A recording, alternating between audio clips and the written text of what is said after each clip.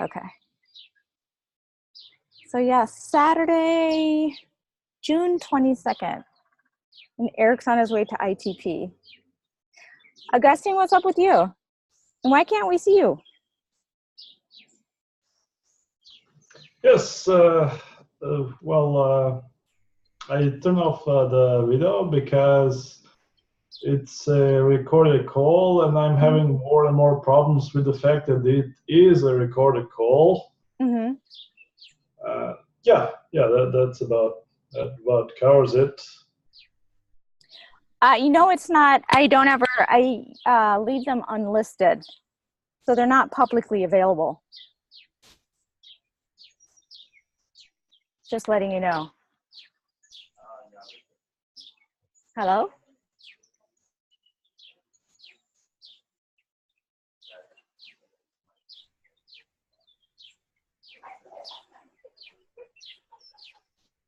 Anyone?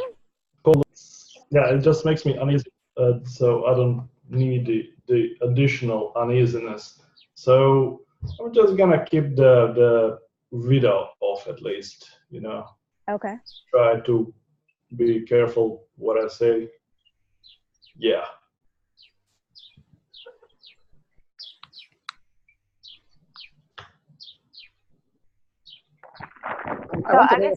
Yeah. Did anybody see Sam's post about his idea for like a distributed knowledge repository for political opinions and commentaries? I think it was on Keybase and some other places.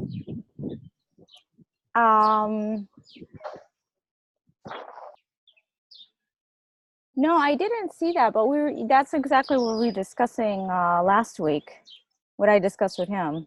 But we didn't discuss it politically.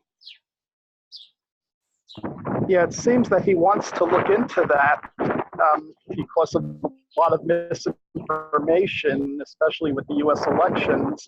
And I think it's a great idea. And I just replied with some ideas of using decentralized technologies. But it's a good topic when other people join if you want to bring that up. I gotta get on the train. Okay. All right.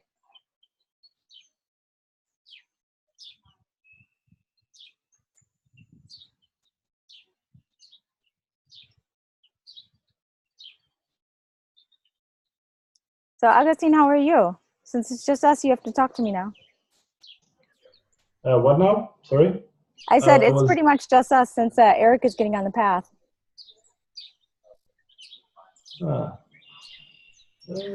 Okay. I'm sorry, have you joined us on Otter? Other.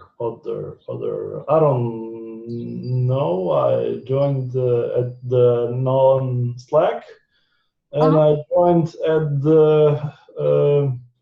the old software, Keybase, something base. Okay, if you ever want the recordings, we post them on Otter. We share them on Otter because it transcribes them there. If you're interested, I can give you the information. We have a group on there. I think we invited you. Otter.ai. Here, I'm going to pause the recording. Can you tell me about your nonprofit and kind of like what you do with startups and the process that you go through? Well, yeah, that's another thing. We're basically just starting with it. So there's not much now. We're just managing the calendar of events and trying to organize some events also. It's a complicated process, really. So I'm looking forward to talking to what's his name, Joshua. Do you think Joshua will be here on the call today?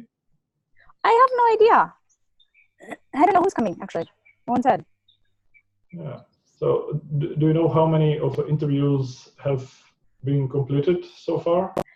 Nope, I don't know. So I've just been traveling. On Thursday, I just came up here to Connecticut, and we're having like a big family reunion. So, yeah, so I'm out of the loop temporarily. Thursday, I was traveling all day, and yesterday I was just hanging out with family. Cool. And so tomorrow I'll be going to ITP, and I'll be participating in it for the whole week. Okay. So, I mean, basically the point of the interviews, and if you feel like the questions. I think you mentioned the point while you were talking with Eric earlier, basically to show everyone else in the group / community stuff what the other person is doing, well, to get to know them better, basically, and to remind when you're about to talk to someone, the day before, you can check out the video and skip ahead a little bit, Right. So if you feel like the questions, like I actually felt like when I actually went through the interview with someone asking me those questions, I felt like they were super hard, and I just kind of like clammed up. It's ironic, really, because I interview people in the startup world. I mean, not every month, but almost every other month, and it's recorded online. Yeah. So I'm just saying, if you come up with better questions for yourself, or questions that you want to ask. Now, Fallon was supposed to, if you're supposed to interview Alexar, is that what it is? We designed questions especially for him, because I know him. Pointers for interview Alexar. What? I find it so hard. I don't know if the problem is on my side or your side, but I'm finding it really hard to understand. The audio quality is really bad. On your side also, yes. Okay. So the audio quality is bad on your side as well. Okay. So, well, we'll see. When someone else joins in who can speak, he can say, it's not you, it's you. Okay. Joshua, maybe that's excellent. the person. Joshua is already muted. Okay. Oh, Joshua. For Josh. Who? So Josh, maybe you can settle this. Augustine and I have a terrible connection, and we're wondering if it's me or if it's him with a bad connection. No, it's both of you guys. But I'm not talking anything. So I'm talking only now. So can you hear me? Augustine, I hear you perfectly. I'm going to turn off my video. Oh, yeah, take that, Lauren. That'll make the connection better. Seriously, muted, guys? You said Connecticut, huh? Well, Connect the dots. Now I'm talking to two people with no video. Right here. This is all I know you're talking, like Scoop-de-doo with the video. Try it now. Okay. Can you hear me better now? yes. That's much better. Okay. Thank you. So Augustine actually wanted to talk to you, Josh. So it's good that you're here. And I wanted to talk to you about the idea that.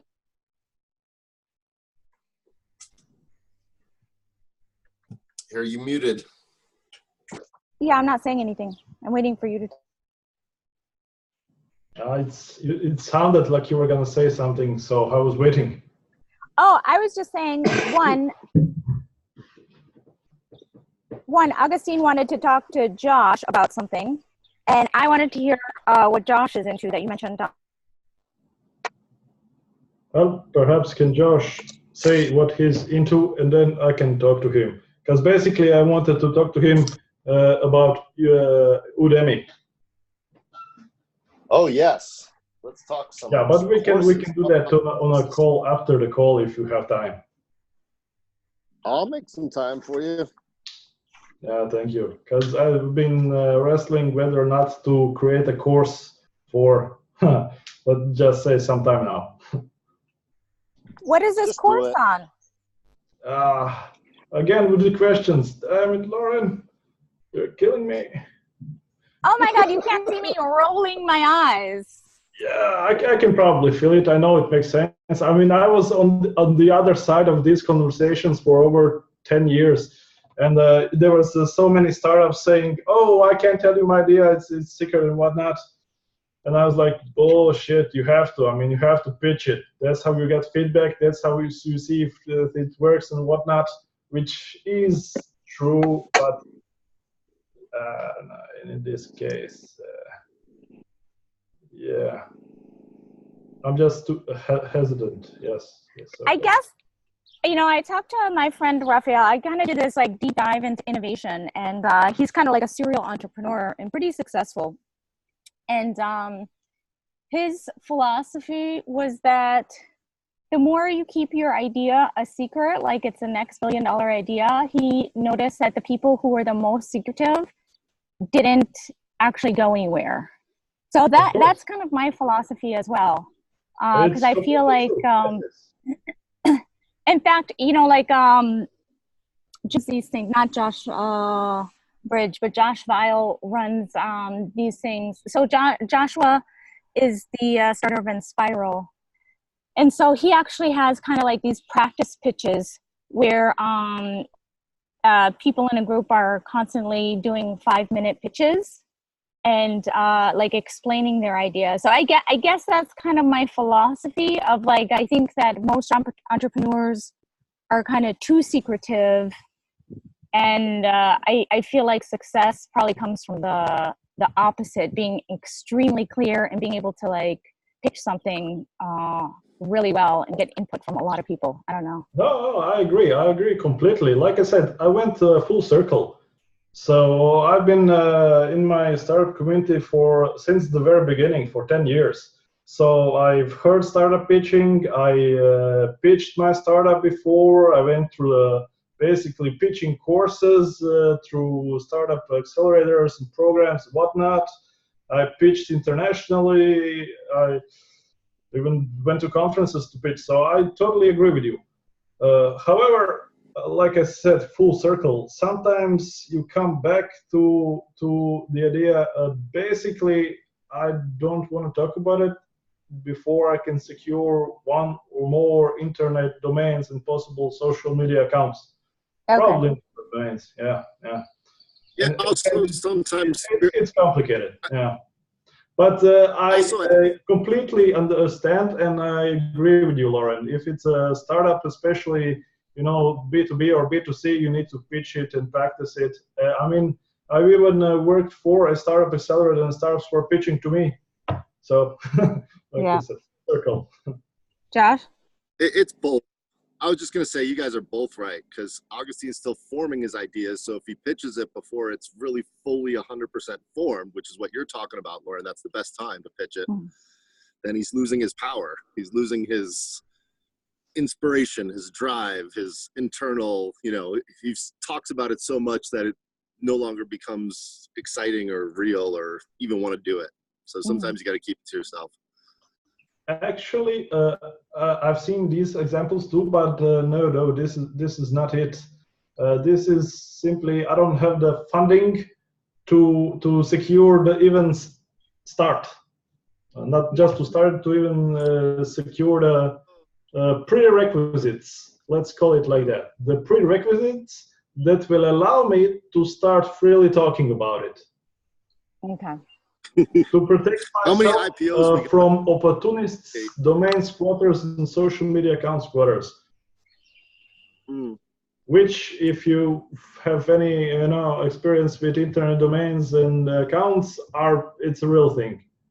I even have a few following me because I've been in the domain space for a while. So also, Well, again, it's a thing, really. Call me afterwards. I'm happy to share anything about learning courses, everything that I know about learning courses. Drip content. So what's the agenda, Lauren? We actually, we don't have much of an agenda today. I hope you don't take it the wrong way, but I think that's probably the best news you could have given this call. I mean, of all the calls so far, I think this is the best thing you said. Thanks a lot. Awesome, because I love the freestyle version of the call. Yes, me too, actually. So I actually just wanted to hear about. I just wanted to hear about Josh's idea, actually, because I was super interested in it, and this is the time. It's all on Basecamp. I put it all on there. You can go there, click activity. It's all there. Well, can you just tell me about it quickly, please? Same idea that Johnny had a while back that we all use Swarm IE. Yeah, I listened to your conversation about that, and I found it really interesting. And how can you just talk more about that and how we can use that? Like, how does that actually play out? I, I find it very interesting too. I'm looking for people that want to do the trial and play with it. Yeah, I'm interested. Yeah, it's all on the website of Swarm AI. I mean, Okay. I'm not awake. I'm apologizing, Lauren. It's 6:27 or what are we talking here? Yep. 6:29. Yes, I get it. Get some coffee and I'll be awake. But at the moment, I'm not awake. I'm still in Okay. my dream, and it was weird. So yeah. Well, can you just tell a little bit more about it, even though you're sleeping? Sure. Yeah, I'll sleep talk. Yeah, go on. Yeah, well, when you basically it comes down to just anything like normalizing data, you put a lot of points onto it's social betting. It's exactly what you're talking about with social betting. Okay. So you're putting points on something. Let's just say, for example, like the NBA draft just happened. Uh-huh. So you're betting that this person's going to get drafted at this round of the draft. And if that happens, then you're betting that this will happen and then that will happen. And then you can judge the outcome of a horse race or the NFL, the Super Bowl or our company that we have yet to form that doesn't even exist. So Okay. all those type of things, it's a way for us all to swarm, put in all of the data that we have input and try to come out with a good answer and have good forecasting. And the one thing I would recommend for you, Lauren, if you want to have a blast and really like tickle your brain bone, is check out Think with Google. There's all sorts of awesome tools on there. Their toolbox is so much fun. And you can just check out what everyone's swarming on the internet and see what's forecasting. And it's like taking Google Trends to like a whole nother level, because you can compare and contrast different companies and different ideas and different thoughts and see who's swarmed on that and search for that. And it's really fun. Think with Google. I would love for you to give us a tour. I would love to take the latest tour. I haven't used it in a couple months. Okay. It'd be cool if we could, I mean, it doesn't have to be right now if you don't want to, but I would love just to have you take at least me on a tour and, maybe the rest of us and videotape that and make that available. The thing I'd really love to do is go on a tour on TensorFlow 3.0. Okay. And take a tour on someone's Android phone just because they made it work for Android. Okay. That would be fun. I'm a dork. Yeah, sounds great. And so why are you interested in TensorFlow and what can it do for us? Well, because I've been studying AI since 1991, I think, since I first read that book on chaos theory. And I was hoping that we would actually have software to do machine learning that was open source. And so TensorFlow is open source machine learning. Okay. And what does that open the way for? I'm sorry? Okay, so if it's open source machine learning, what can we do with that?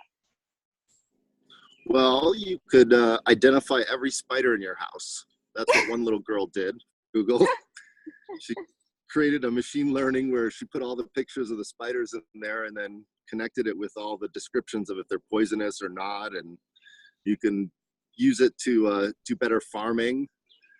Sky's the limits. Machine learning, you can do whatever you want. Yeah, but that sounds like it makes sense to you, but can you expand on that a little bit for the rest of us? Like, how does it make sense in terms of what we've been talking about so far?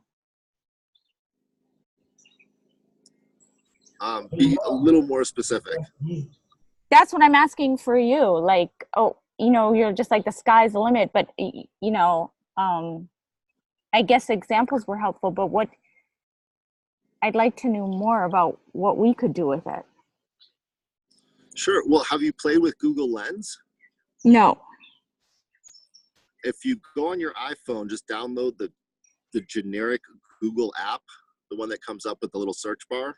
Mm-hmm. So it's just called Google. And there's a little button on it. There's two buttons, one for talking and the other one is for taking pictures. It's called Google Lens. And you can pretty much point it at anything in real life and it will tell you what it is. Okay. That's one of the examples of TensorFlow. Okay. And then the machine learning aspect of it, if it is circular and it is yellow, is it a banana? So that's how the machine learning decides, wait a second, it's too circular and cylindrical. It's not a banana, it's a yellow tube. And it's usually used in electrical or something. So, I mean, it's basically to really understand machine learning is to really understand neural functioning and neuroscience. Oh, I think I can simplify it even more. Yeah. Please. Well, I assume you watched the movies, couple of decades ago, right? Yeah. Okay. So, when in science fiction movies, a person would ask a computer a question and the computer would answer. Mm-hmm. This is how the computer knows what the answer is. Okay. That was quite simple. Yeah, I know. There you go. I like it. That works for me. It's true. I mean. Yeah, I was taught the pitching academy. You need to explain it like you were talking to a 10-year-old. Yeah, that's pretty hard. I'm going for 12 for old at least, but okay. Well, the way I used to explain algorithms before computers in the 90s was you take out your credit card and you look at the first two numbers minus the next two numbers, multiplied by the next two numbers, divided by the next two numbers, plus the next number, and that equals the last number. That's how basic algorithms work. That's how they knew if it was a credit card back in the day. Yeah, I lost you at first number probably. Well, just the 16 digits on a credit card, or they have an actual math formula that lets you know that you're using an actual credit card, not making up random numbers over the phone to somebody. Like credit card type when you were shopping online and you're entering it, right? Yeah. Or if you're talking to someone over a telephone back in the 90s before computers, how do you know that that's a real bank credit card that's functional? And they just use the algorithms. So you could learn those algorithms, and all MasterCards start with 55, Visa 40, American Express 37. There's a formula.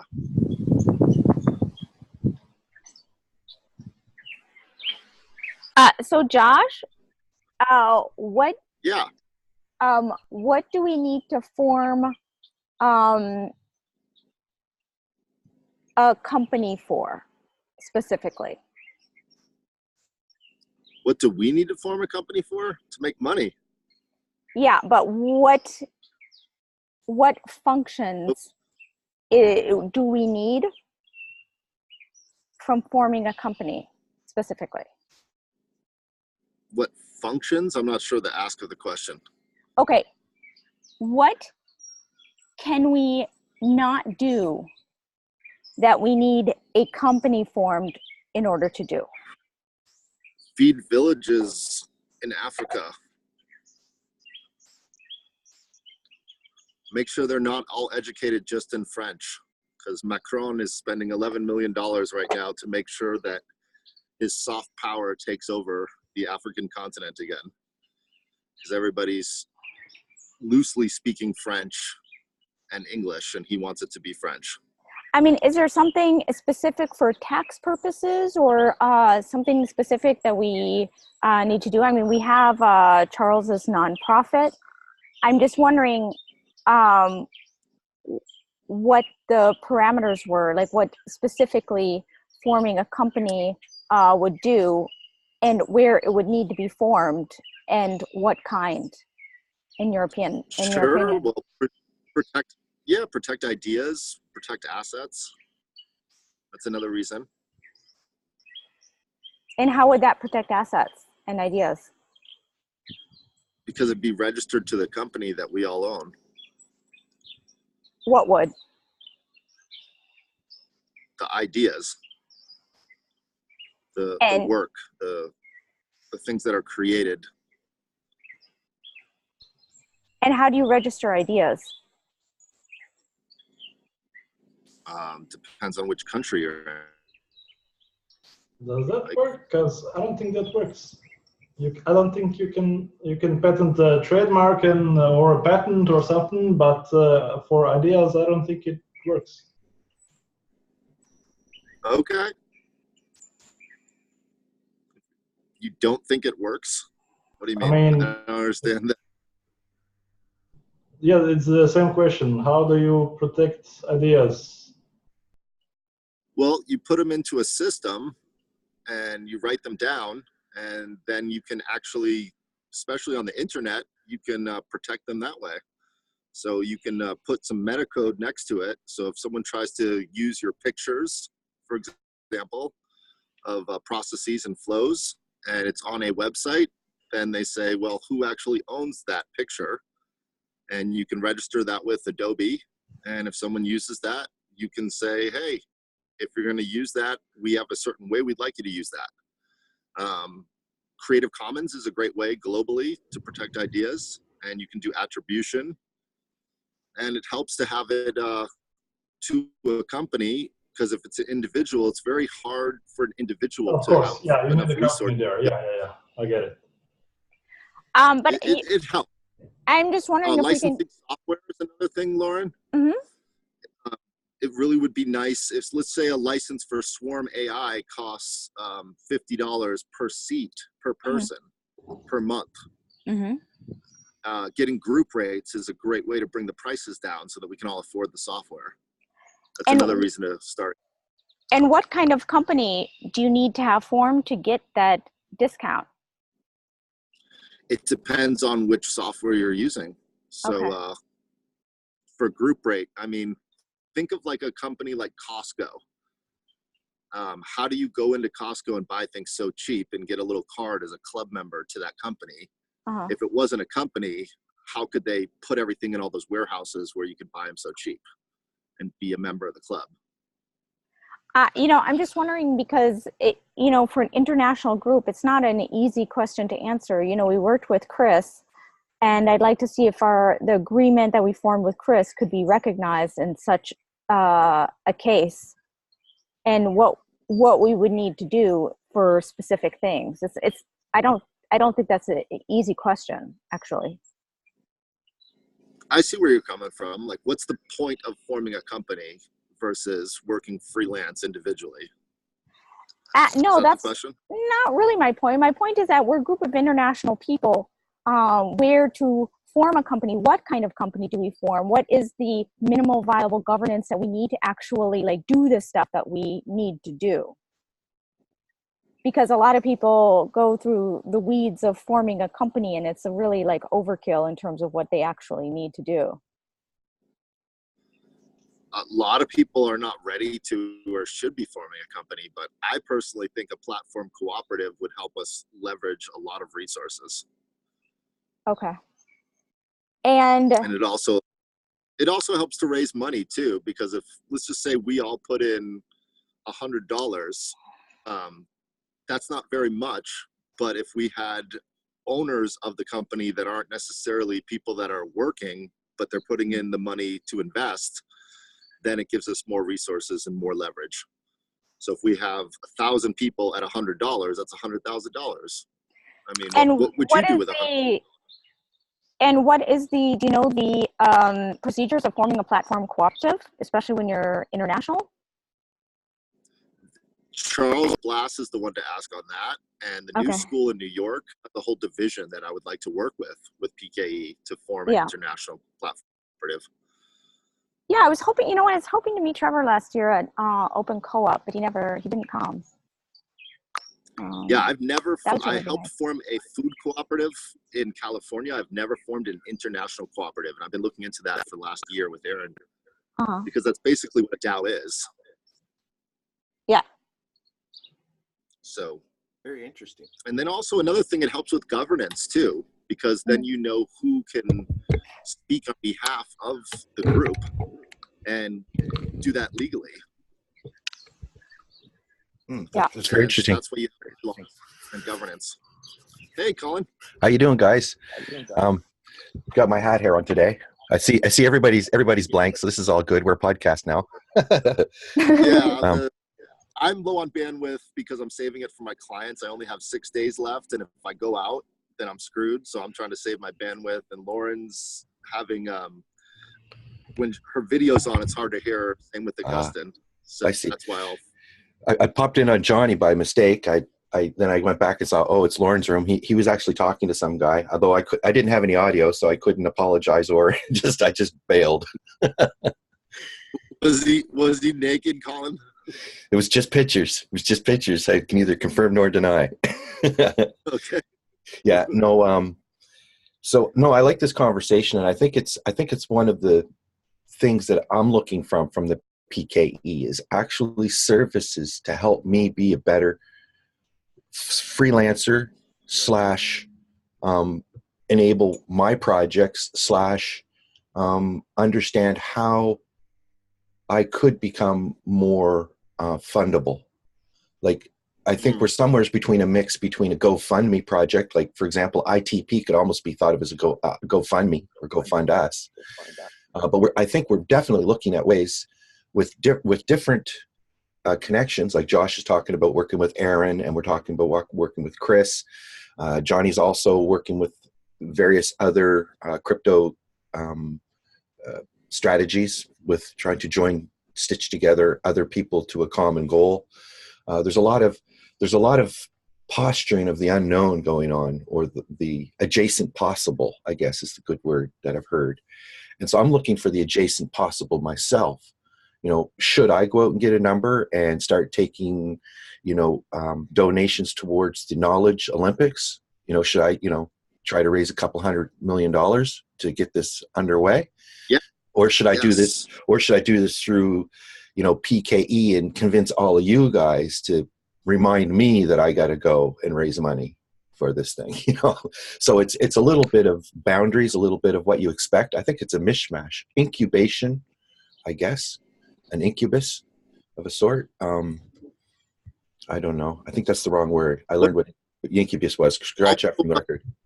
I was going to say a little bit of inspiration where we can help each other do so. So you can do a little both. You can be raising the money, then take it to the next level with a group of people that help you with their connections and resources, raise money again, go back, start your own company. I mean, to me, it'd be ideal if every person here had their own entity, and then we collectively bring those entities together and help strengthen those entities. Yeah, and go look for use cases. Go look for use cases as well, like Lauren's trying to do with Chris. How has this been done before? And he brings up a few different models that he's seen for different reasons. So I think it's a lot of education and how we can feel like we are that, as opposed to expect the group to bring us that.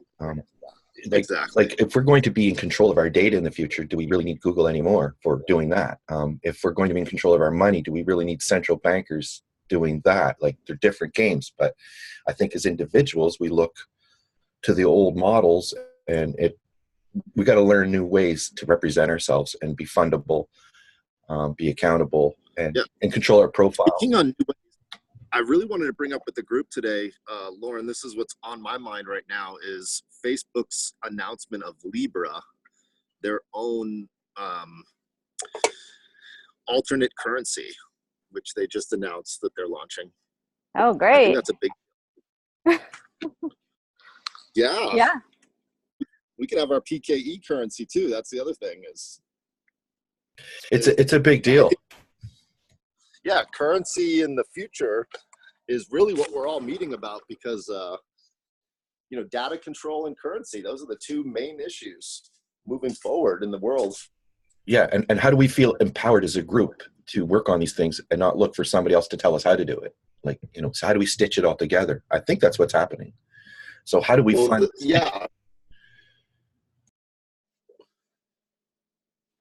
keeping your autonomy is another third key issue, if I heard you right, Colin.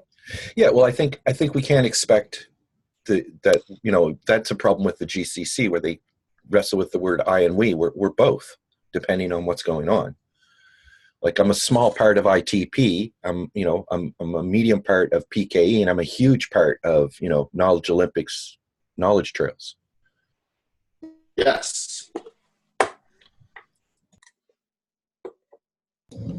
So, and I think finding ways to say, well, Colin, what you should do is, first of all, you should go get a registered number, or else, you can't really do a fundraiser. Or do you want to form a business and hire people? Or, what do you want to do?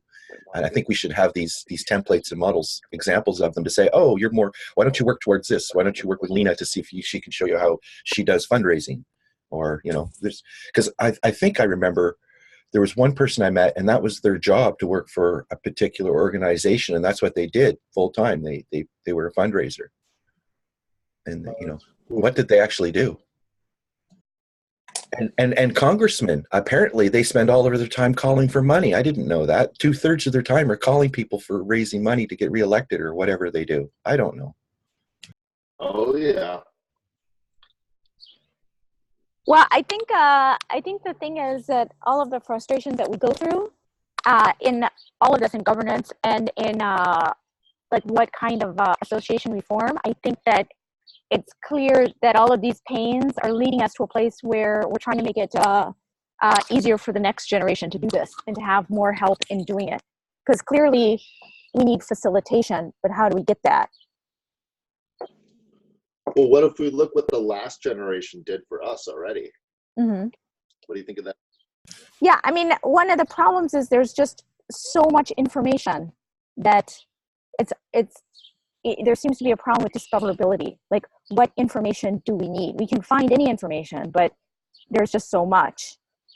That's kind of the problem. That's our problem. Well, that's the discovery process. Yeah, there's a whole different bunch of shapes being formed, and autonomy is important too. Like if somebody's, like for example with StoreX, that had a different kind of a model around it, and I'm sure I could talk to Oliver and those guys, but it seems like he's got a more well polished thing that he was looking for some advice. So it's kind of like a two-way street of mentoring, menteeing, and you dip in as deep as you need to.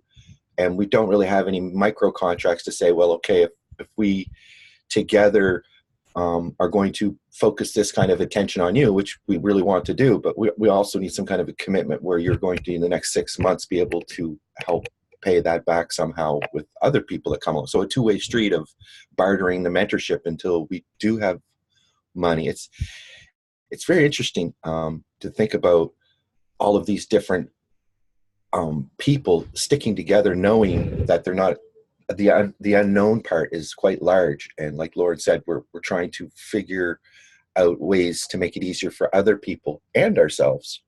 So I think this two-way mentoring, depending on the context of what you're in, and warding off this idea that we're some kind of club and we have to make all decisions by committee, like that's the new governance thing, like that. This, I don't think it works very well if we try to nail ourselves down to be a one type thing. People have to have the flexibility to call their own shots in their own pods. I like the idea of the visualization of pods, where there's a leader in the pod, and it's sort of like an agile work team that pulled together the people that need to be there to get it done. And whether it's a short-term thing, a long-term thing, needs funding, needs legal representation, needs graphic design, these are all different properties of what is actually happening in that pod. And the PKE pod is looking at all these different pods saying, oh, how can we make sure these things don't fizzle away? How do we strengthen them? So that's kind of, I think an incubator, and also in some people's cases, an accelerator. But in our case, looking for ways to bring value so that we're getting value back out. And I think that is the trend going on around, like with DigLife. That's definitely the trend with DigLife. And I think they're a little ways up the road with their own model. So I definitely think piggybacking with working models for where it fits is very important. Not try to be in conflict, but in service to, as opposed to, in competition with. Yeah, for sure. Anyway, anyway, I would really like Josh and Lena to talk because they're both hi Lena, because they're both interested in forming a mentorship model, and I would just like to kind of produce some documentation around that so we can kind of start it on that and just not, you know, that we're not just talking about it, but we actually have developed our own model for both accountability in terms of like what we want to do with our life's work, kind of by, so like to come up with procedures that are actually documented about how we, a process of kind of like helping people actually document what their life work map, and find people who are who hold them accountable for doing work that they themselves want to do. And also, is Lena talking? I think she's Can you trying. understand Lena? Okay. Oh, And then, no. we have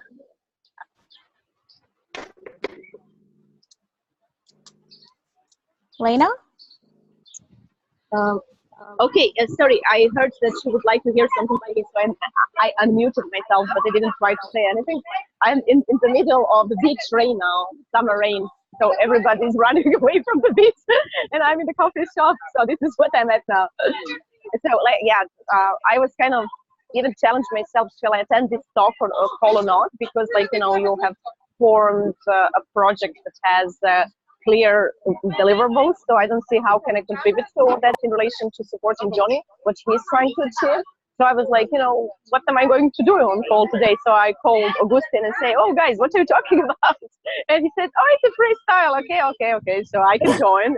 So I'm tuning in now. So I'm happy to join in now because Colin already brought some context to, you know, what is my quest. However, I don't know what you've been talking so far. For the mentoring part, I must admit that I'm a bit in the dark about how to bring that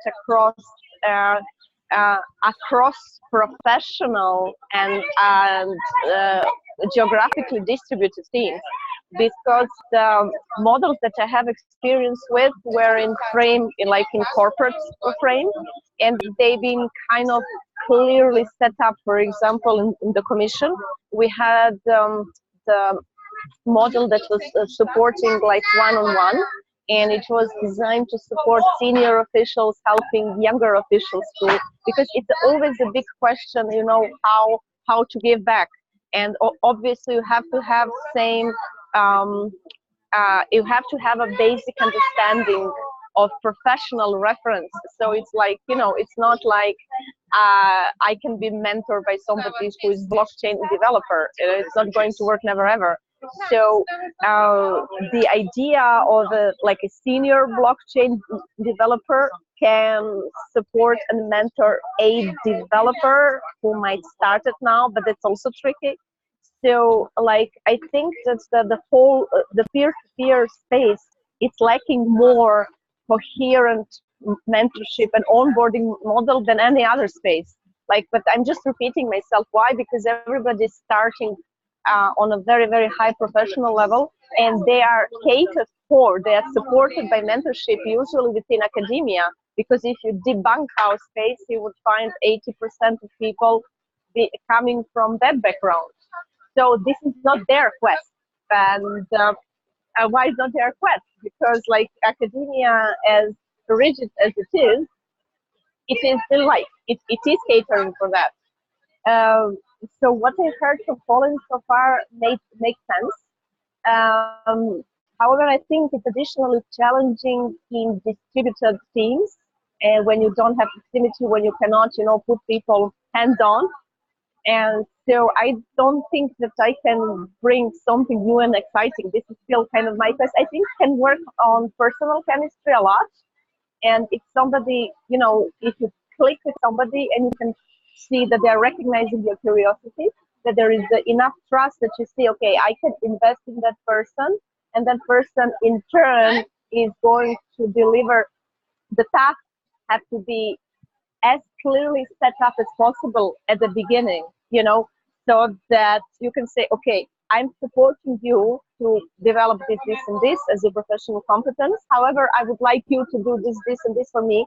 And that something has to be routine, and it has to be measured. And a lot of those things can be sorted out like that, but a lot of them, they will be just like quite esoteric, like depending on how do you feel in the field and what are you, okay, if somebody is young and is having more energy or enthusiasm and you can feel that they're really motivated to achieve this goal, in order to, because usually what happens, a lot of people are just attacking one person that is established professionally, and it's like, almost like energy draining, oh, can you mentor me? Yeah, but usually people who are at that level, they're already overwhelmed with the tasks they need to do and the amount of contact that is coming to them. So they would also, in a way need to kind of replicate themselves if they are able to debunk themselves in a certain task, to give people confidence, to just like repeat certain tasks until they are confident and to actually be able to profit from that expertise. So for me, it's a still $1 million question. And, I have my own limitation because I don't understand technical, the professional part enough to understand what it takes. So I can talk as a learning and development generalist yeah, and it's usually, it's everywhere like that. Like people who are doers, they're doing. It's everywhere like that. It's if you are like freelancer, if you are within corporate, and there is a very little space for people like that, to kind of, take a stance and say, okay, what am I doing? What can I delegate? So if we will have in our everyday workflow, if we would have enough strategy in a way that we say, okay, now let's talk to myself, like what can I delegate? From that delegation, you can build mentorship program. But usually what happens, no, it will take me more time to explain to somebody else, because it will take more time to explain to somebody else, but only at the beginning. So you can see that like those easy to delegate tasks can be that something that people are giving in return of, learning how to onboard on a higher level of skill. But this is again $1 million question, because it is surpassing usually the mindset of a doer who wants to, and then they burn out and nobody has anything for them. But this is just like it is. So yeah, I will pause myself there. If I make any sense to anybody else to make a follow-up on my rant, that would be lovely while I'm trying to stay dry. I think that's really good. No, I really like that. And I agree with what you're saying. I do have a couple of comments. I don't want to make them long. The $1 million question of how do you make a professional and wrap money around it is the question. And that's what I need help with. I think, the strategy. And, if it comes down to me saying or figuring out what the things are that I need that people could offer to me, we could actually have a bartering system where I help you with this and you help him with that. And, we're all getting what we want. That could be practical in a smaller group. Also, and I think Johnny's mentioned that before too, it doesn't have to be super lofty things, just practical things to help us move forward. And another thing is I like to take the small, medium, large model to help crack up the blockchain expert trying to teach Lena. What if the blockchain expert taught me and then I tried to teach Lena? So the small, medium, large, where, I think there's different levels of ability, and some people aren't there's when you go to school, you have the 101 courses, then the 201, then the 301, right? You don't usually start at the 301 courses. So anyway, that's kind of what I was saying. How do we offer what it is we need clearly so other people can say, okay, well, if you succeed, then I want 10% of the $1 million you make, and I'm going to put 6 months effort into making sure that you get what you need from me. You need something from me, you call me. But, 6 months is the cutoff, and this is the risk I'm willing to make in my time. It's a certain little microcrunch. I know it sounds very cold, but there has to be some incentive system, and maybe the Shapely value will be the one that will open up a large pot that we can share. I don't know, but it's a matter of tracking what we need, what we want, and are we getting success? And who should be the person that could help us get over that hump? And I would have to say probably more than half of my humps are all in the financial business side of things, because I just have not spent time in that area, and I just don't know what it feels like to make that deal. So anyway. I think you bring up the right points, Colin. Is prerequisites is number one. So knowing what each other knows and what the holes in the knowledge is before you fill in those holes. Otherwise, you're just pouring dirt into an unending hole. So that's what I hear Lena saying is, when you're mentoring, it's really important to know exactly what you're mentoring on. And then also what I hear you saying, Colin, is stakeholdership. So if you're helping someone to achieve a goal, what is your stake in that goal if it is achieved? So you have some skin in the game. And as far as we keep using the word shapely value all the time, and I don't know how many of us here in the group have taken the time to learn what shapely value is. And one of the big parts of shapely value is when you're working on a project and slicing the pie with the shapely formula to make sure that you get the most value, it's important to know who comes into the pie when. And that's what creates the actual algorithm of the shapely formula. So the example that they use is if you're getting into a taxi and you're trying to go to 3 places, the first person that gets in the taxi has a specific value, the second person has a specific value, and the third person another value. And how you route the taxi through in order to make sure that everyone pays the least in the taxi is dependent upon who gets in the car first. Because I wouldn't, if someone's going in the opposite direction, they should not be getting into the taxi. Does that make sense to everybody? Hello, Sam.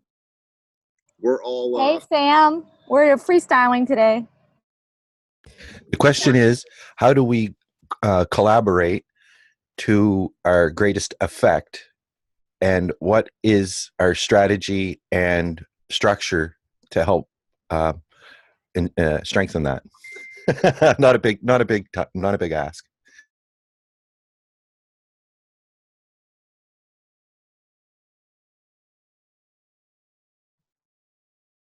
Do you mind saying that one more time, Colin? I'm sorry, I didn't quite grok that. Yeah, how we using Sam's word, how we collaborate and coexist together as a group to mentor and fill in different needs that we have, basically around some kind of a governance or strategy whereby we know what kind of structure we are. So we have a strategy, ways to mentor back and forth, plus governance incentive models for how we go about it and how we're rewarded as stakeholders. Basically, what kind of pods are we, and how do we coexist and strengthen each other? And sort of like, I think guild was a good word I heard that was used. And I think about incubation, but this is right up your alley, Sam. Yeah, to answer that question, Colin, I think it's important to know what you're governing, and the what is something that needs to be defined. And when the what switches, like for example, Johnny's working on Perceptagon, which is very clear and a great project, but then it switches to another thing and another thing. And I think one thing that would help us very clearly is to start defining actual building of software itself. So having a project not just be a project of ideas, but a project of specific software that has functionality. And we're trying to get this software to function and do something. So building and governing around software or governing around a created entity is helpful, but keeping it all open-ended is what gets really confusing. I think that's kind of where we're at is, are we going to really swarm on Perceptagon? And if so, let's do that 100% fully as a group. Or are we going to swarm on this Sense Collective? Are we going to swarm on the Knowledge Olympics? Like, what exactly is it we're swarming on? And if we swarm on it, what is it that we want to create? Meaning, I'm a big fan of building software. I think there's enough, software developers in the group that we could actually build software. And then we need other people in the group that aren't software developers to collectively strengthen the resources that are needed to promote it and to get it to the next version and to have user testing. And I think that's the biggest thing when you're creating software, is to have a group of people that test it and to see if it actually functions the way that ideology and philosophically and as a group we wanted it to function, but does it actually do that function? And who can test it and see if it works? I also think there's a air of experimentation and play going on with this group because of the fact that that isn't well defined. And we don't want to lock ourselves down too much as we're discovering what might be needed. So I think that's part of what actual Johnny is saying as well, with his plea that, you know, we're going to try a few things. We're not going to try to polish them off, make them perfect, but we're going to learn from this experience if we were going in the right way. So with especially spearheading a way to try to put value around the project, I think is a big thing that he's trying to do, with ways of promoting and collecting funds towards a certain initiative, and then how do we bring the Shapely in to say, okay, well, you got in the taxi in the street. So, you know, one thing Eric told me working on code, he said, keep track of your time that you're working on this, so that, you know, you have a record of it. So when we figure out how it fits together, you may be rewarded. So we're all in a way experimenting and playing, because we don't have super high expectations in the short term, and therefore I don't think we're holding anybody accountable for wasting our time. We're investing our time, and how do we do that in a way that we don't, you know, how do we do this with collective intelligence so that we don't waste it? How do we become an ecology? And I think Josh is right in defining some limits or borders around things. And again, I see it as an image where each different little project, like a software project, might be a pod, like StoreX and MEMX. ITP is more of a wide open thing. It's more of a hacker space where you can really, you know, be in the meta and try to land things down as quickly as possible. And then we got the Knowledge Olympics, which is a huge initiative to try to bring in cognitive tools to soften the effects of culture as we try to group together on our human needs, as, you know, climate change and fighting corruption and things like that. You know, I think in the end, we have very lofty goals, and then the simple ones. How do we just mentor each other and make these micro agreements? That's, I think, something that Sam really brings to the table. You know, how do we keep this practical? So Sam's one of our practical stakes in the ground, and very patient at it as well. So nobody's pointing their finger saying, you know, you're not doing this. So I think if we do have a walking buddy or somebody that we join up with and say, hey, can you watch me? This is what I want. This is what I need. Can you help me on this journey? Then that person may have more levity to, you know, hold you to account. But yeah, I think it's finding these ways to incubate. And again, the small, medium, large, triple mentoring feedback loop, you know, where somebody who knows a lot can teach somebody who knows a little bit, and somebody who knows a little bit can teach somebody who's just beginning. Anyway, go ahead, Sam. Hey, good morning. Again, apologize for coming in the middle of this, but if I understand what Colin is saying, and the questions Josh is bringing, maybe not for this space, but at least the way I look at GCC is that it's a space for all of these possible collaborations to happen, but while they're being explored, we're just individuals in dialogue.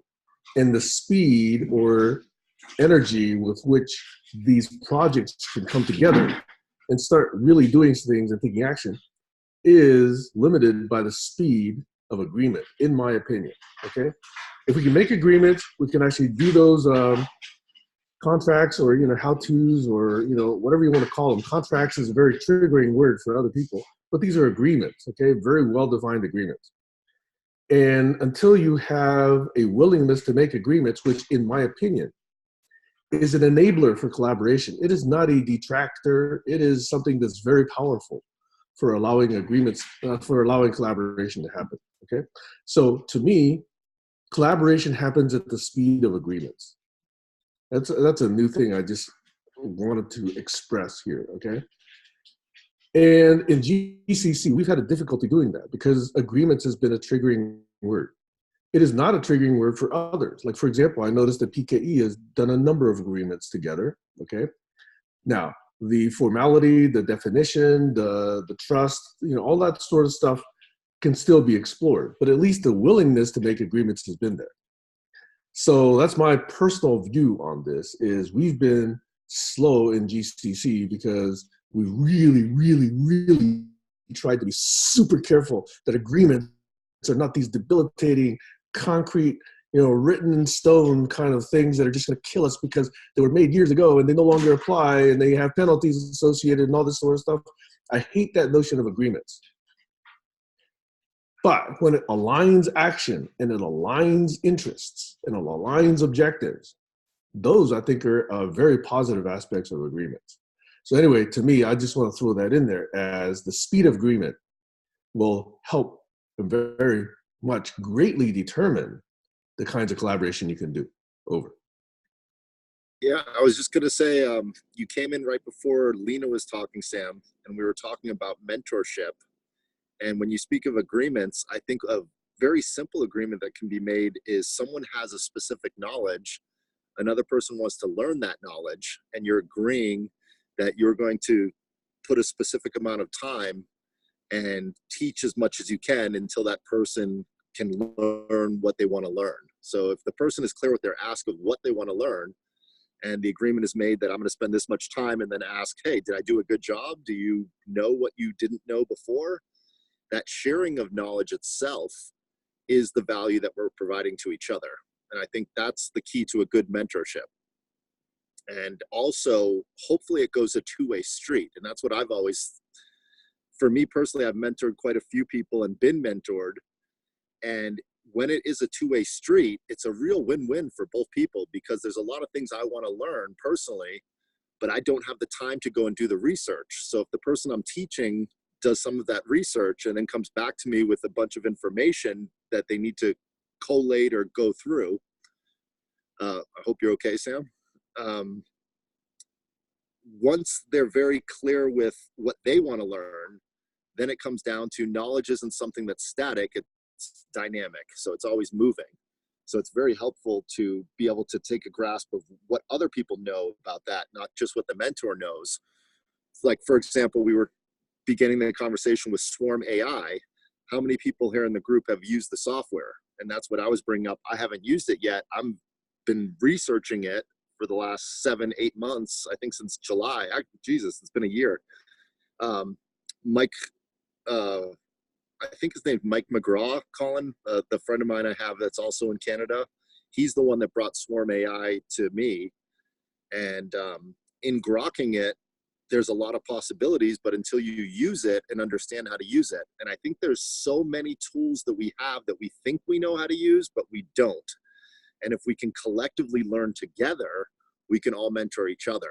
And in other words, if you take a book and separate it by chapters and say, I'm going to really learn chapters 2, 7, and 9, and then I'm going to teach it back to the group. And if Lauren learns chapters 1, 3, and 4, and Colin learns chapters 13 and 19, that allows for the prerequisite of what each other knows to be able to grok those specific chapters and bring it back to the whole, and holistically all mentor each other. That's just an idea I'll throw out there. With that, I'm complete. I like two-way mentorship, and I also like the idea of this separate chapter learning. From hindsight, it doesn't make a whole lot of sense, because if you have to learn it, sit down, read chapter 1, 2, 3, 4. That's why they're numbered that way, supposedly. But when we don't know exactly what we're up against, we might only have pieces of knowledge. Like, he knows about marketing, that's chapter 4. He knows about, engineering, that's chapter 3 or something, whatever. And it could be more piecemeal like that in the end. I really like the idea of bringing back the update status to the table.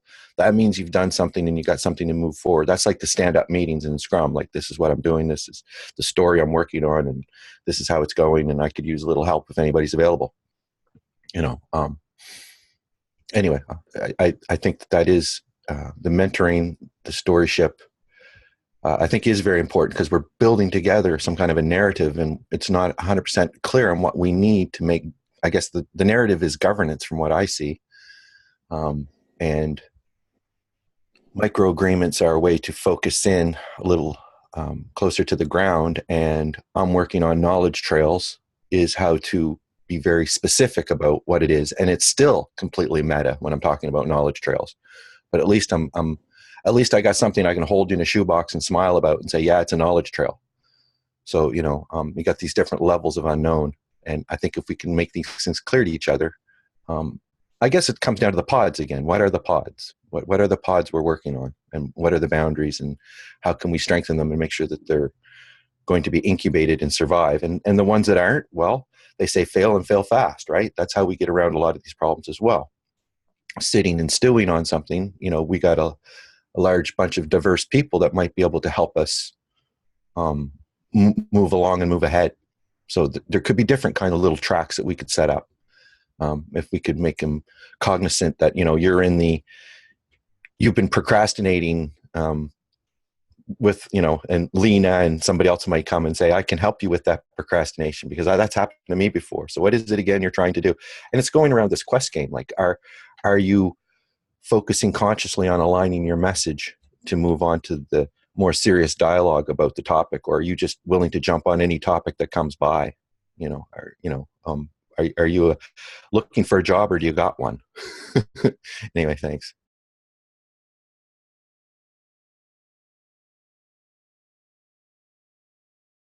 Oh, I would like to jump in following what Joshua said about, like, he would like to do some things, but he doesn't have time to research.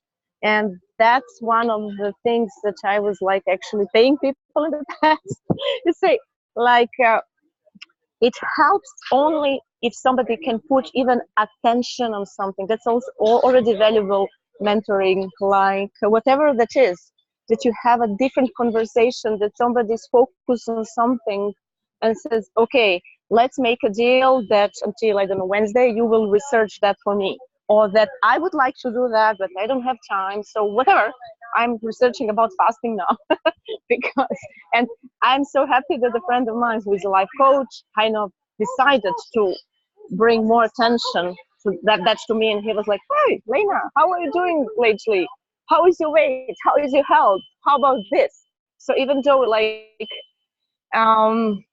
there is nothing that we can work on together, I'm so happy that she kind of brought my attention to a different conversation that I currently don't have in my surrounding. So those are kind of bits and pieces where you can discover and detect some pieces of work, some tasks that can be very valuable, but they might be outside of scope what the current goal of the project, whatever is. And I would like to share one very smart thought. I'm like, when I'm thinking in terms of system, I think that something that doesn't have an onboarding and integration it's not a system. It doesn't have traction. So when you look like most of progressive movements, when you look peer-to-peer space, where is onboarding and integration? Nowhere.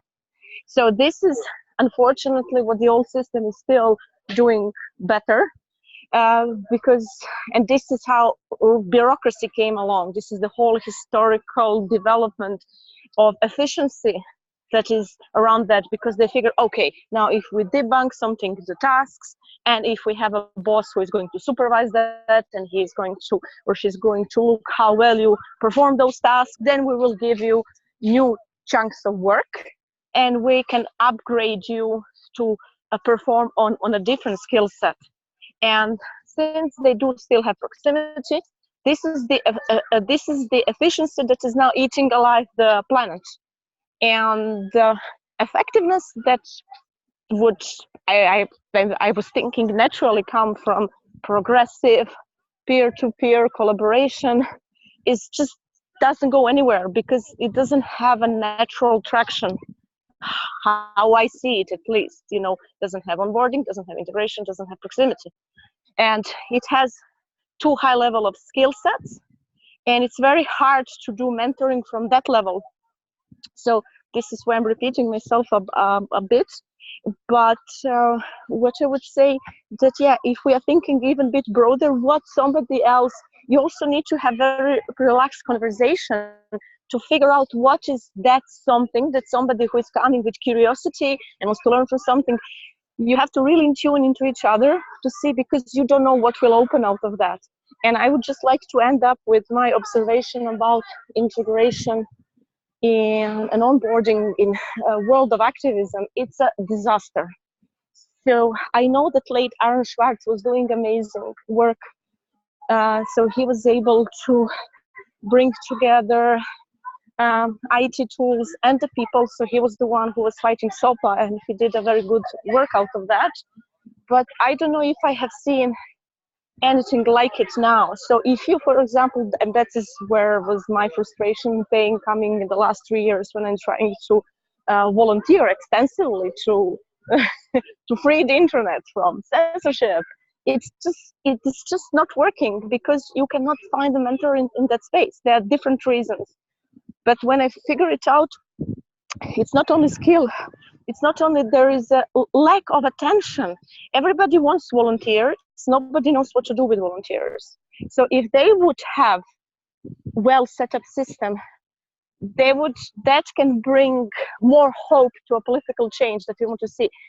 It's very hard to influence the policymakers because we don't have right millions, green millions, not the people. But on the other hand, it's also very hard. Okay, there are two reasons. Like, first, it's very hard to do integration or onboarding on scale. Second, people think, oh, it's not worthwhile because we are not going to change anything. They might, in many cases, they're right, but the system is still lacking. So even if I would be willing and ready to lose, I don't know how much time and how much money into the lost cause, and if I approach the organization that is currently doing, I don't know, to fix the copyright or to combat censorship in any country, they would highly likely not know what to do with me. So what I can do, I can donate money. Why do I want to donate money? I want to be personally engaged and do those tasks. And they will just be burned out from doing too much in order to even deal with me. So it's, I don't know, I think that I should be even doing more research from organizations who are already providing professional mentorship. I already have some conversation. There is this European Association of Mentors. They've been inviting me at one conference, but it was too expensive to go to Dublin to do that. But like, just to see what is out there, what are the models out there. Hello.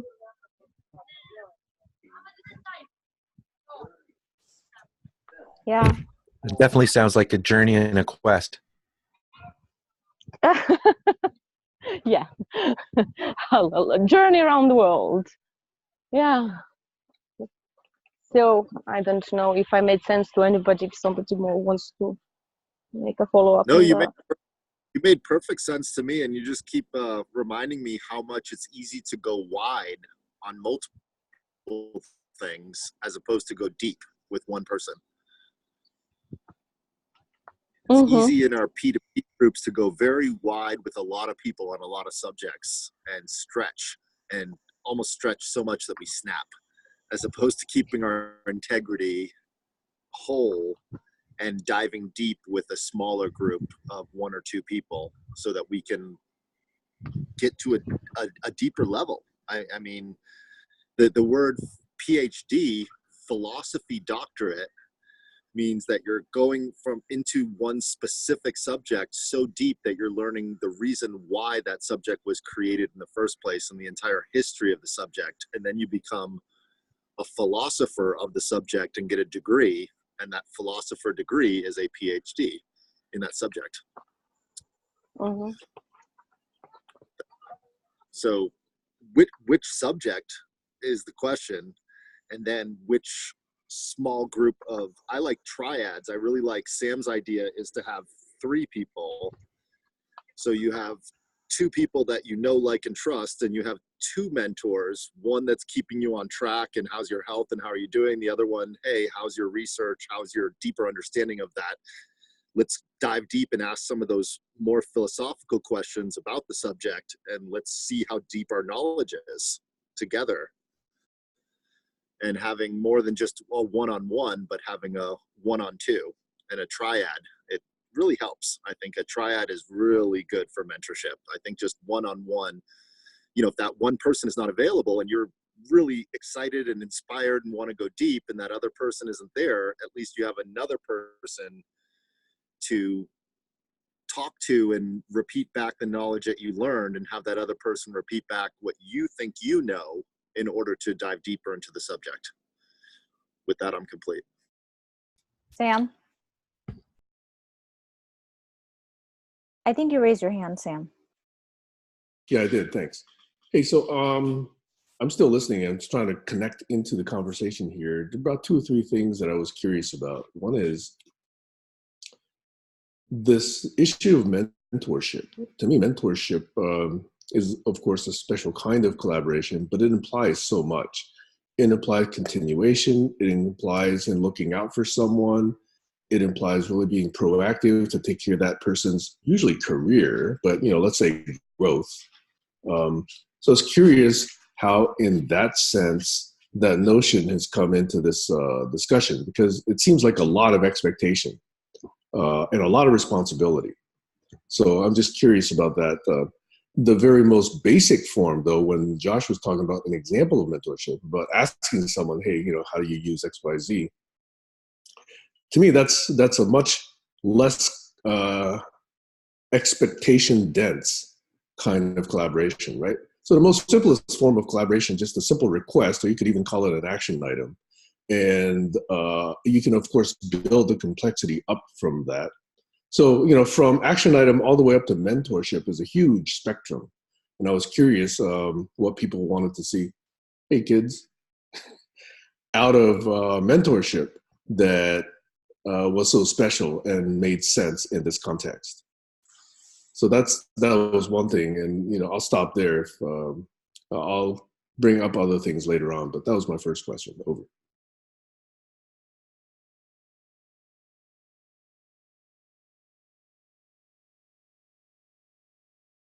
Well, I'll just riff on that, Sam. One thing that's really helpful is to write a book and to have a mentorship where you're getting enough knowledge where you're creating new knowledge. So that would be a nice goal, is to write a new book on the subject. I think where we get lost is getting more concrete use cases of this specific subject itself. So if it's blockchain, I was just watching one of the foremost leaders in blockchain technology try to teach people where we are and what's real and what's not real. And is Antonopoulos, I believe I'm pronouncing his name correctly, is the main leader in blockchain technology at the moment. And people are asking him, how do they learn about blockchain? And he's going, I can barely keep up with it myself. So he's the leader in the blockchain technology, and he's trying to grok and learn. And he's got to go through what is real and what's baloney, because there's a lot of baloney in the blockchain world. I'll tell you that right now. There's a lot of fake technology. And the more I grokked the blockchain as it was in 2017, when Bitcoin was at $20,000 a coin, which I think if we're all up on it right now, we're seeing it's going from 7,000 to 9,000 right now, especially with the announcement of Facebook's Libra. I think that's definitely driving the price up for sure. Also, the instability of the world with a possible war in Iran is definitely driving the price of blockchain up. And knowing what's real and not real, I think, is really important. I think that's, if any reason to have a mentorship or a collaboration with someone, is to be able to go through and find out what's baloney and what's not baloney, and what has a leg to stand on and what doesn't in any subject, especially with knowledge being recreated on a weekly, daily basis at this point. Things that we thought were true, we're finding that they were true 10 years ago, but now with the new knowledge, they no longer hold weight in subjects as physics, politics, you name it. Things are changing drastically and quickly. So learning, I mean, I started my company on 2 basic ideas, which is, one is a Japanese philosophy: with enough knowledge, a person is always rich, which is a very subjective thing to say, enough. and you can only manage what you can measure. And so our measurement tools have changed over the years. The ability to have metrics for different things have, they constantly change. And knowing which metric tools to use, I think, is the key to understanding and the key to knowledge. Is how are we measuring? How do we measure all the data that's been created in PKE from the day you started, Lauren, to right now? How do you measure what has happened thus far? How do we measure that? That's a great question, Josh. That's a really great question. Any ideas, people?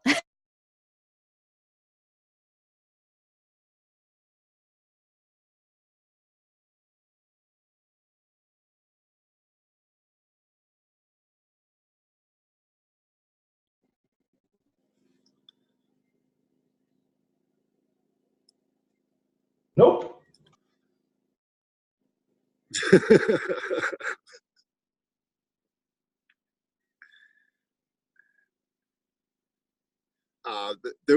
There was a reason, Lauren, that I suggested using the Basecamp is because there is a chronologue, and I really like Sam's 9 artifacts, and we can measure that we've gotten 3 out of the 9 completed. So that's one measurement tool. We can just go to the to-do list and see that 3 of those 9 artifacts have been completed. But I do believe a lot more has been completed. It just hasn't been logged. So I think you've done a lot more than everyone sees, Lauren. And I think making sure that that is clear would be a really nice measurement tool, is to say, hey, does the group agree this is completed, or did Lauren check the box, yes, this is completed? Is our contact list completed sufficiently to be able to contact each other, or could we do a little bit better with the signaling? I don't know if that's helpful, Lauren, but measuring is just keeping a log, keeping a diary, keeping and the ability to click on a button such as activity in Basecamp is very helpful, but also going back through the things that are complete and seeing if they're actually complete, if we can add to them. That helps to know what artifacts we have. Like, yeah, the non-dominium agreement, I went back through and saw what Chris Cook put there, but I never saw digital signatures next to that agreement with everybody that wants to be in PKE have an actual digital signature, AKA a trust contract. That was not completed. Thus, as far as I know, maybe it was, and I didn't see that document. I didn't have a chance to sign it. Maybe you could speak on that, Lauren. No, it wasn't. And I think that would be a great thing to do, is revisit that and actually get people to sign it with digital signatures, because that would really be the basis of our company or entity. Yeah, I put on the front of Basecamp a non-dominium club because it's not an entity. It's just a group of people with shared agreements. And so it would be nice to see what we're all agreeing to with that digital signature. I think that would be really helpful to get Lena's ask, is the onboarding. How did people go in there, grok it, add to our bylaws or our agreements or whatever our club is doing, and how did we sign those signatures? And that would be an onboarding if you haven't done that thus far. And also what we've been doing with some of the tools we've been working at and some of the resources like ITP resources, the Otter resources, we've been using that more, the Zoom resources. Are we all using Zoom the same way? Are we all sharing back our Zoom calls on one YouTube channel? So we can all go back and look at all the, like this call right now, where is it going to be on Urban Vagabond? Where is this call going to live? And just sharing our knowledge. I think that's the bottom line, is, are we creating more knowledge or are we just confusing each other? Another great question. Yeah, I think if Lena would like to help, an onboarding process would be like outstanding. Yeah, but if you can see that I'm behaving quite touristy with this group, and there is the reason to it that I'm able to follow up discussion up to a certain point. And So knowing your limitations, your professional limitations, and knowing that like about practicalities of everyday living. And even, you know, if I need small clicks here and there, somebody, you know, to help me something with new tool, and if I don't have Augustine available, I'm stuck. So, you know, while being realistic in that, I wouldn't know how to debunk it practically. How can I exactly help with that? Yeah, I think that you are already doing an amazing job, because you are the one who is onboarding and integrating your contacts, your friends, making us like connect on a very meaningful levels. And you know, you are making keeping track that all your little that your kittens come home from time to time if somebody strays. So this is what you are doing now. The uh, for the whole learning process, and I mean how to measure an impact. Corporates have developed for learning and development field the whole set of metrics. There are several professional programs that you use in, say, you know, after a person finishes a training. So they're making all these stupid assessments. Like I'm not so much convinced that this is where justify the whole profession while saying, okay, this training will in turn increase productivity that much. And since we need to grow until we destroy the planet, this is the way how learning and development department is actually getting funds. However, it's well proven that training by itself, so when you kind of learn something, it's nothing without doing, because like this is the difference between learning and training. So when you get your first training, it's kind of theoretical to give you an overview, because before you start doing something, you have to have an idea what you're doing. And then when you have this training on job, and then it's gaining its chance to become a new habit. And when it's a new habit, then you learn the stuff. So what's their how they're so some companies come to the bright idea, oh, abolish the learning and development. They don't send people to training because the only training is hands-on. However, they haven't solved the problem. How will you allocate resources of one colleague that is already busy doing? They cannot stop and teach others. And even for shadowing processes are very often having this bottleneck because of that you know, they're saying, okay, you should be learning by doing, but how do we do that? So this is why coming back to measurement things, you know, you can, what Joshua said, you can obviously, it's very clear, you can measure what has been done. So task is being clicked off.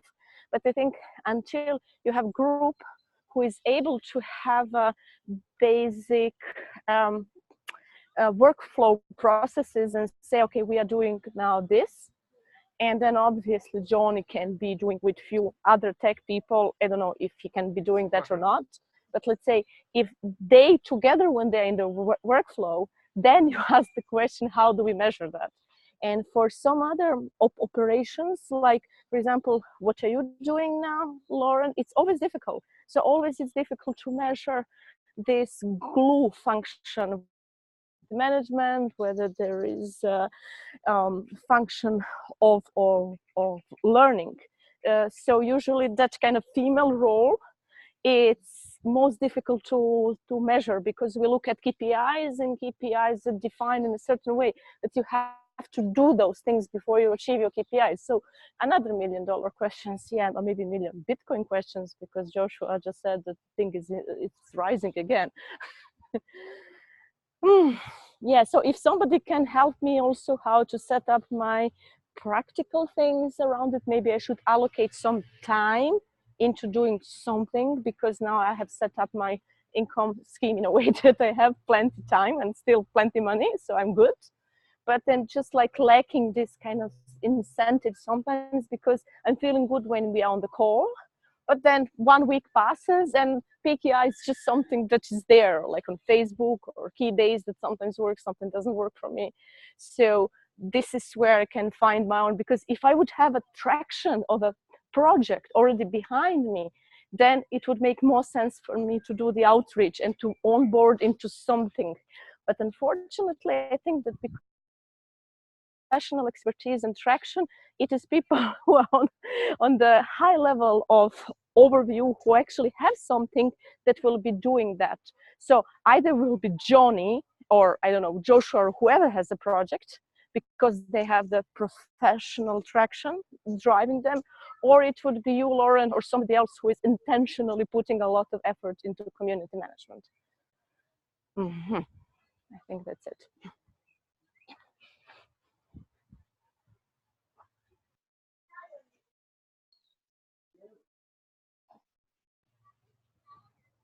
Yoo-hoo. Yeah, I think clarifying things is a great idea. I put some things in the notes about it would be nice if each of us could, as part of joining the group, put in our profile card with, and I think we've already answered a lot of those things as part of a survey, but if it was clear, we could see a description of what the person's pod is, or if they're trying to find something, not sure. And I think there's the limit and committing to other people's projects. So like if you listed there what other 2 projects might be, you know, top on your mind, I could do that. And then what time you have available. Some people are in this full time, some people are part-time, some people might just be investing. And maybe we could actually have, like Lena was talking about, help putting this stuff in and clarifying our skills for our portfolio of what we do. Like, could I go right now around the table and name what each person's, I would expect to find in each person's portfolio? Like, do I have a good mental image of what they can do to help me? And I still think this quest map is a big thing, and I still see different versions of this as it's a cognitive tool. I won't talk more about that right now, but it is one of the kind of the things that's in my pod, building this quest map. Metrics, very important.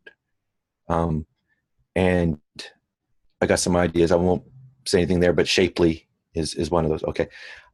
So these mentoring loops, small, medium, large mentoring loops. Sam mentioned sometimes it's just how-to. So distinguish between a mentoring and a how-to relationship, maybe. And if we had a pile of these things that, you know, if we're not doing something, can you give like a little mini workshop? Like Eric has made 4 or 5 little videos on things that he's done, and he can share those with people. So if we had the incentive not to be asked, but if we could like give like a, you know, even just a 15-minute talk with somebody, I'd like to explain something that I do to you, or try to make it relevant. But if not, it's a general interest thing. So you have a few, and that'd be part of your profile. Like these, so building up this, and maybe we could have like mini workshops. That would be more, you know, like Josh could probably give 100 workshops on different things, I'm sure, and build that up. I as much time as you want to put into things, I suppose, but to have a few of these things to make things clear would be good. We could have a catalog of these things, you know, these workshops and one-on-ones as we're trying to figure our way through it. Like Lena said, I find that experience is true working with Eric. I think it was Lena, maybe it was Josh, about, you know, we're actually have certain tasks that we're doing. And so we have a flow of data going back and forth. It's very, very specific at the low level. At the same time, we're still with our quest working at a high level with other people. So just to, you know, make these things more visible, to show examples. So if we did have examples of things that, you know, of proposals that micro agreements that we would like to make, or have, you know, other people have made, so you could have examples. Oh, I could make a micro agreement like that, or I could do a fundraiser like that, or, you know, oh, that's, you know, that's the idea, to get these little in collective intelligence collecting. And also I put at the bottom public and private checkbox on stuff, because some people in the group are quite private about what they're doing. So you have to be cognizant of that, and where that line is. It's nice if we can keep everything public. That's the easiest way, but it's not because people are lying. It's because they're, for various reasons, they don't want certain things public. So, you know, it's not a matter of, yeah, I'm sure that's quite obvious. I wouldn't have to belabor that. So thank you. Well, this is what I think is important, is that I think the key to everything that we're talking about is to, one, using life work mapping to figure out where we all actually want to go in a deep sense. And I think that can never be a waste of time. And that we find ways to make that visible. Two, that we each develop our little TED Talk so that we can, and that's why I'm trying to encourage us doing the interviews. So I don't think, most of us aren't capable of delivering this like 5-minute TED Talk just, off the bat. So to make that easier for people by kind of editing a video document. So we have that. I think that's like kind of an essential thing to figure out where each of us want to go and to have that be grokkable in a small amount of time. And to start laying down a map of what value we bring to the group, and to make sure that that's recognized, and that those instances when someone brings value is recognized by providing video testimonials and putting those on a map, so that it's getting easier and easier for us to figure out where a person wants to go and what value they're providing to the group, and making that more and more visible. And then finding the holes in someone's knowledge or abilities, in order to figure out who to match them with in order to get to where they say that they want to go, so that each person feels like, one, they know where we're all going. We know what people need. Each person, I think, needs, 2 people. I think that's a great idea. Making sure that they're held accountable to what they want to do. So we're making sure that we're focused on completing the tasks that we want to do, and that we have someone actually there making sure. Bye, Sam. So that's what I'm trying to focus on in the next couple weeks. Developing processes and procedures to make this more standardized and to make things visible. So all of these things we're talking about become easier to accomplish. Over and out.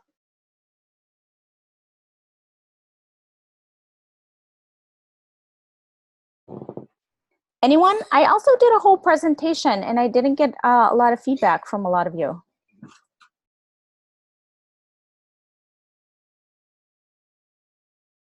Which presentation? The one on the PowerPoint. Where is it? I haven't seen it. Are you serious? You haven't seen it? Okay, hang on. I'm serious.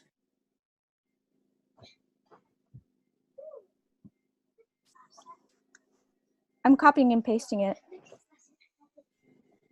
Here, I'm putting it into here. So I basically kind of summed up what we've been doing, and I really want people's feedback on it. And I did this on PowerPoint, and it's an editable, shareable presentation, so that we can all add slides and make comments and all of that. So I just wanted to kind of provide clarity in what we're doing and where we're going from my perspective, and to see if that's, what everyone else feels like. And,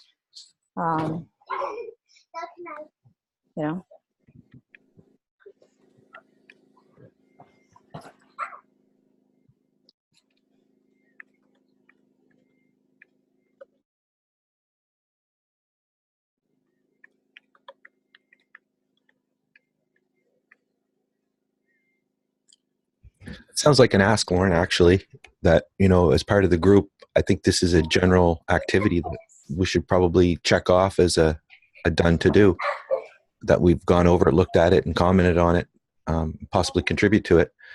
I do have it on the PKE map that I'm it's not totally up to date, but I like to take all the important docs, if anything, and put them on the map. Maybe we should highlight that one and put a star beside it. I put things in red that are time dependent. Trying to find a color combination. I think it would be fun if we had like a little status map that we could have out there that people could look at and see things. Oh, look, new pod just popped up. Who's that? And I think that's kind of what they're doing at DigLife in a way as well. Yeah, with the cards. And I think that what I heard from Johnny is that we're getting closer to, partnership with DigLife to, use what they're having or what they already have. And I love the DigLife people, so that's good. Yeah. Yeah, I've been promoting them all along as well. And I think it's a pretty well no-brainer, at least until we have something better. Yeah, for sure. $10 a month? Or no, $10 a year, sorry, people. All you people out there. Yeah.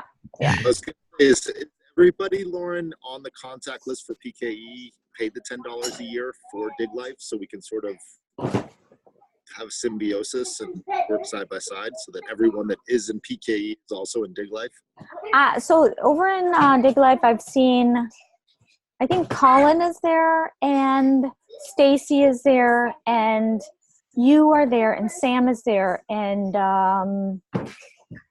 Charles so far. And Charles. Yeah, I would think that if PKE had a larger footprint, they might do what DigLife is considering to do or have figured out how to do with larger groups. Like I know they're talking about bringing a couple of groups in under more of a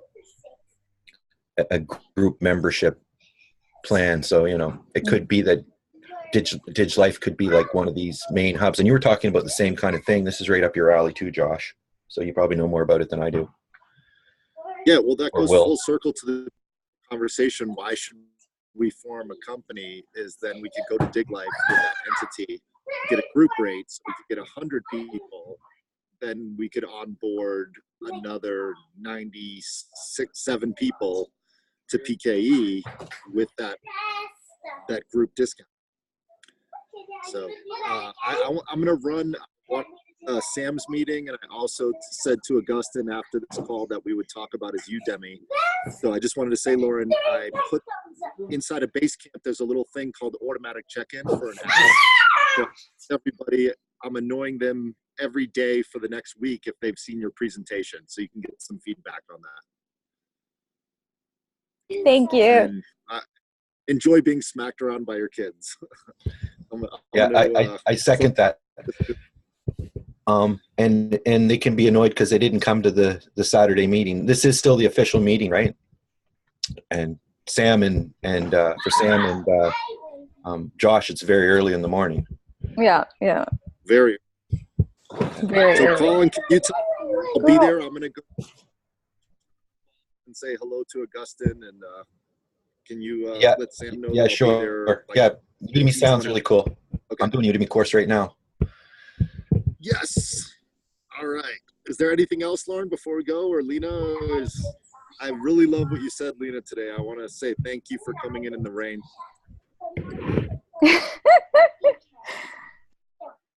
Anyone else? Yeah, I'd like to say bye-bye also. Bye-bye.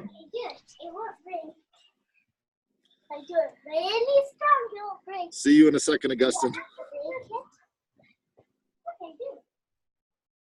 And thanks very much, Lauren. That was a really good meeting. All right, good. Cool. All right. Lena, you still there? Yeah, I was struggling with my screen. I was just about to say thank you, Josh, and blah, and goodbye. And instead, I was trying to look your presentation. Then I didn't know how to come back. So people been going, oh my God, what do I press? Yeah, that's me. That's Lena. This is why things are not so easy. Oh, yeah. So, okay, so who is here? How are we? Yeah, so I'm just about to leave too. I'm about to leave too because I have to. Yeah. My kids are. But I would like to extend the invitation to talk to you 3 times, and it hasn't happened yet. So feel free to reach out. I'm in vacation. I'm doing I'm doing beach. This is what I'm doing now. Yeah. No, not right now. Just anytime. Just show me a message. Whatever, tomorrow, day after, as I said, I'm on the coastal area, and my worst problem is if it's raining, so that's it. Yeah. 2 weeks from now, doesn't matter. Okay, now it's a great time. Tomorrow, anytime. So just saying, I have all. Yeah. Well, yeah. Okay. Thank you. Okay, thank you. Bye-bye, guys. Bye-bye. Bye-bye.